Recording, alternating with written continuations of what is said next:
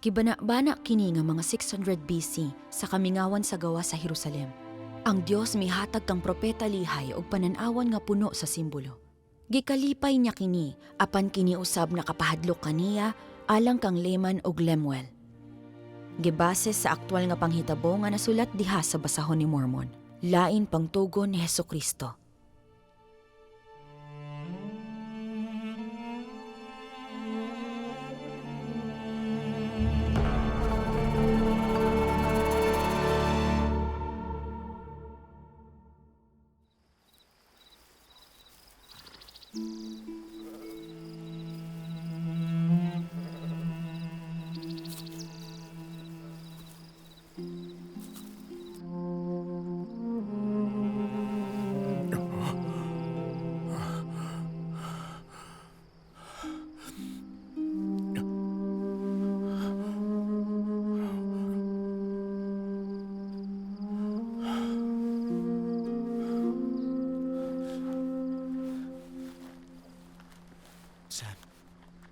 Sam.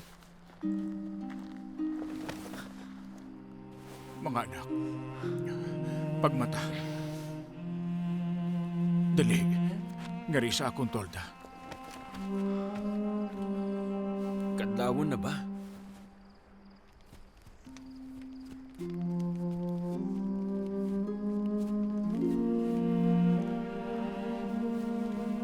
Nagdamgo ko o sa laing pagkasulti nakakita ko og panan-awon. Og tungod sa butang nga akong nakita ako may katarungan nga malipay sa Ginoo tungod ni Nephi og usab ni Sam. Ako may katarungan nga magdahom nga sila og usab ang kadaghanan sa ilang mga kaliwat maluwas.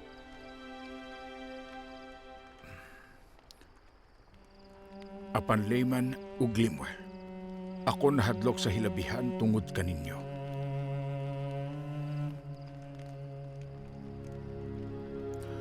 Akong nakita sa akong damgo ang mangitngit o gawaaw nga kamingawan.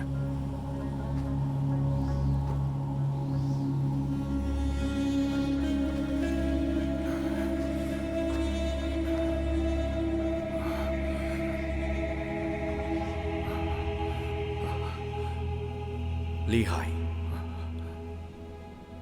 Dali, kuyog ka na ako.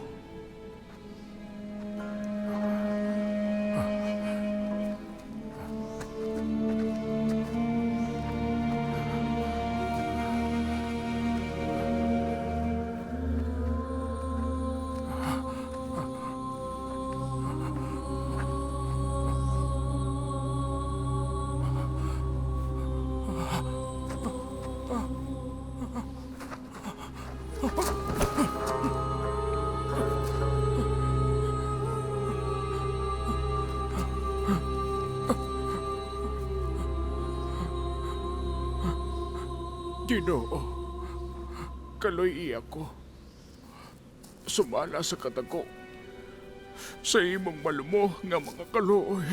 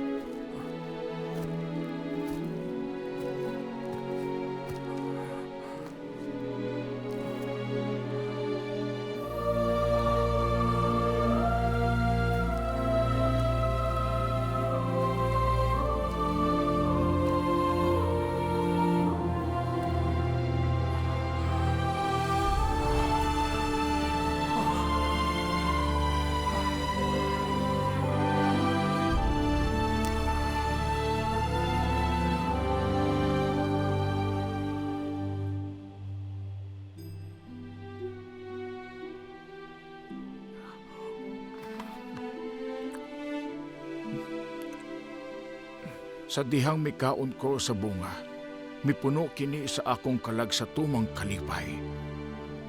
Ako nagtinguha nga ang akong pamilya mukaon usab niini. Kay ako nasayod nga kini, madanihon labaw sa tanan nga bunga, ug samtang akong gitan-aw ang palibot, basin akong makaplagan usab ang akong pamilya. Ako nakakita og suba nga may tubig. Saraya! Sam! Nephi! Duol mo na ko! Kaon sa bunga!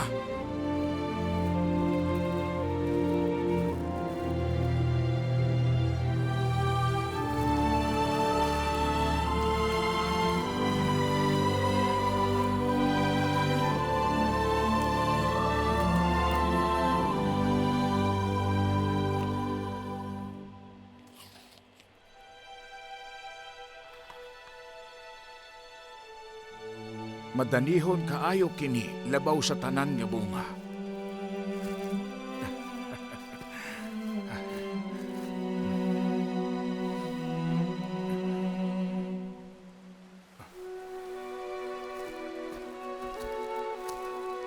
Layman! Limbwal! Dali! Kaon sa bunga!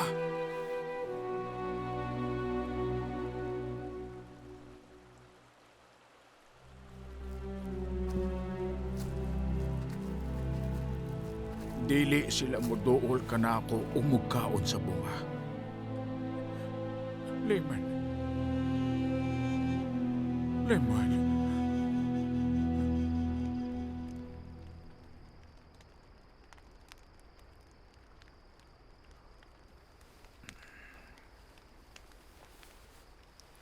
Ug ako nakakita og gunitanan nga puthaw.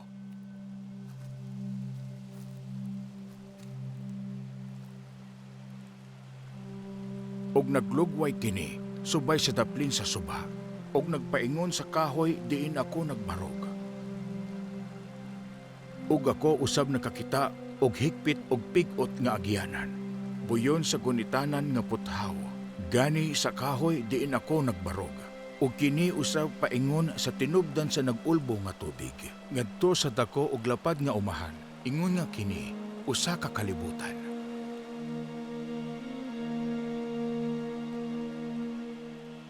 Ug ako nakakita og dili maihap nga pundok sa katawhan. Kadaghanan kanila mipadayon paingon sa unahan, nga unta sila makaabot sa dalan paingon sa kahoy.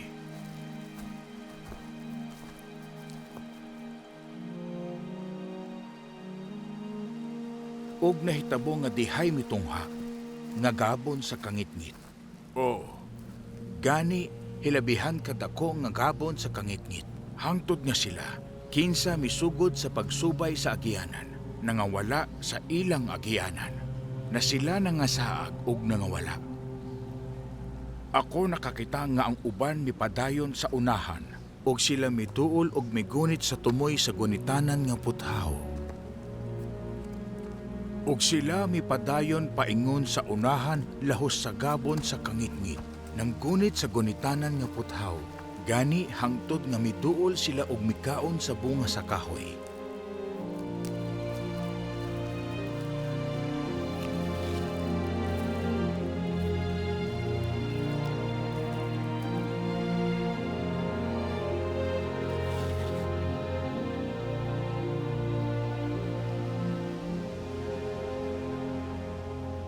Akong nakita sa pikas nga daplin sa subang nga may tubig.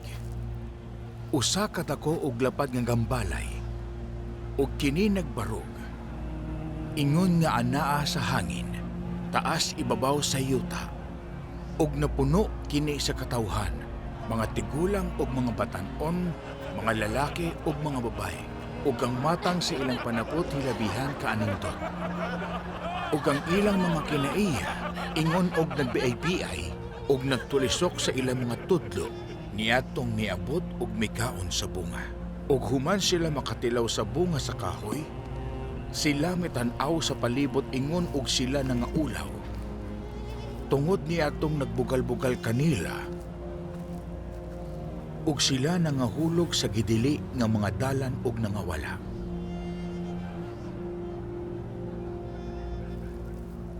Nakakita ako og ubang pundok sa katawhan nga mipadayon sa unahan, ug sila miabot ug migunit sa tumoy sa gunitanan nga puthaw, ug sila mipadayon sa ilang agianan paingon sa unahan. Padayon nga naggunit og hugot sa gunitanan nga puthaw, hangtod nga sila miabot og natumba og Mikaon sa bunga sa kahoy.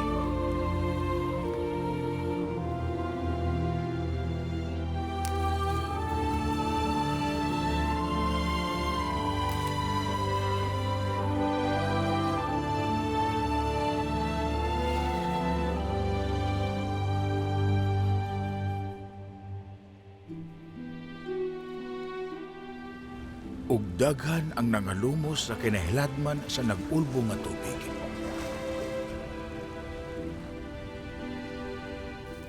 Ug daghan ang nawala sa panan-aw nga nahisalaag sa katingalahang mga dalan. Ug hilabihan kadaghan sa pundok sa katawhan ang misulod sa katingalaang gambalay. Ug human sila makasulod ni ana nga gambalay, sila mitulisok nga mabiay-biayon kanako og niadtong Mikaon sa bunga. Apan kami wala maminaw kanila. Ang daghang nga naminaw kanila namiya.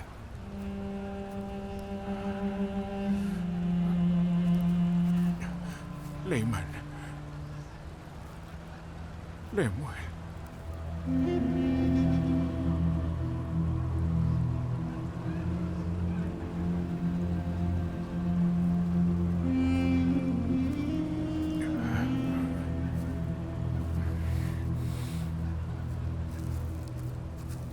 Si Layman ug si Lemuel wala mukaon sa bunga.